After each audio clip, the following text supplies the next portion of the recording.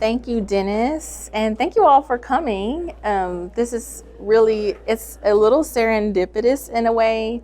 As Dennis said, this show is definitely inspired by Galveston. And probably back in 2019, I was approached by a group of women in the city of Fort Worth about doing a project about Juneteenth. And so ever since then, it's like I haven't been able to get my family history off my mind. And so as I started really developing an art career, there was sort of a point where I felt like there was a choice that I need to make. That I could kind of keep doing the narratives that I was already doing. And then there was a point where I was like, okay, but I need to do this family history thing. And then there was a point where I was like, oh, I can bring them together. I can merge the family history with my art practice. And one of the maybe early works that I did during graduate school that my husband and I joke about sometimes is that I did a text piece that basically said, sat in Art of the West, looking for someone that looked like me, but didn't find it. I guess not. It's not going to happen.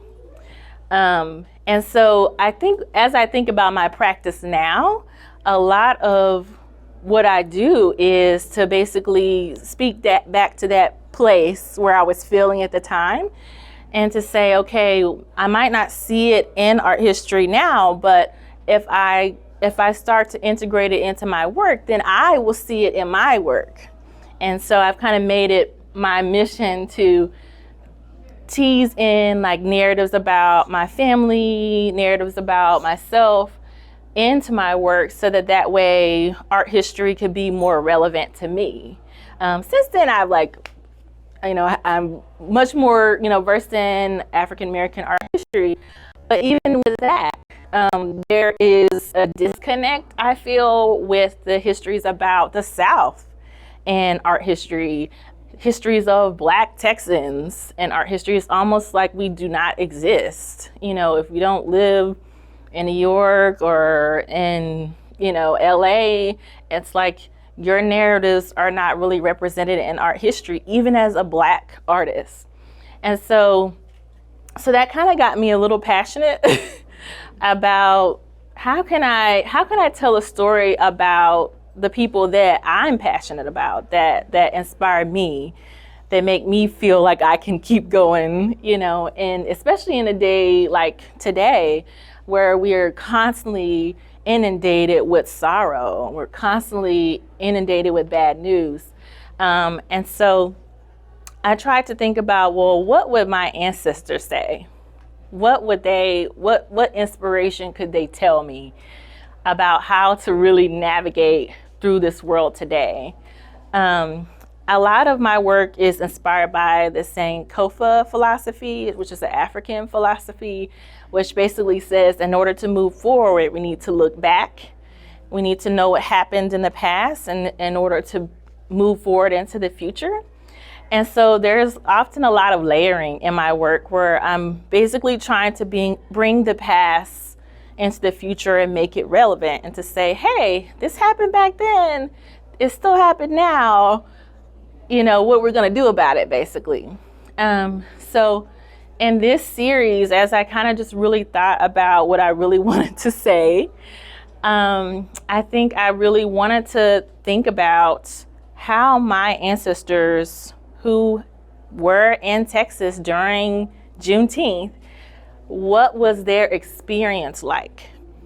How did they learn? My mom is originally from East Texas. We had a whole conversation about what is East Texas.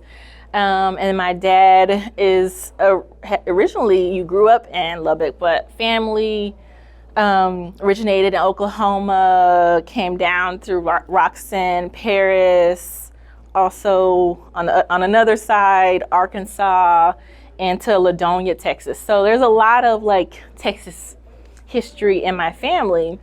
And so I tried to imagine what would their experience have been like? How would they have responded to this news? And because I think over the years, Juneteenth started to have a little bit different of a flavor for me. Knowing as I learned my family history and started to know the names of ancestors that were alive during that time, I started to say, okay, Juneteenth feels different now to me, because now I actually know this was, these ancestors would have been impacted. They were a part of that 250,000 enslaved people. So that took on a new meaning for me. So in this show, what I really tried to do was interlayer, what was that journey like? And I did a lot of research, read a lot of books about the history of Juneteenth, the history of how the message traveled across the state. And really, this is the outcome of that research and inspiration.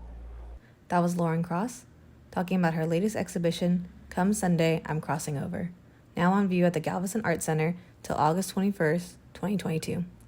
The Galveston Art Center is located at 2127 Strand, open Wednesday through Sunday, 12 to 5 p.m. You can learn more about this exhibition in the Galveston Art Center at www.galvestonartcenter.org.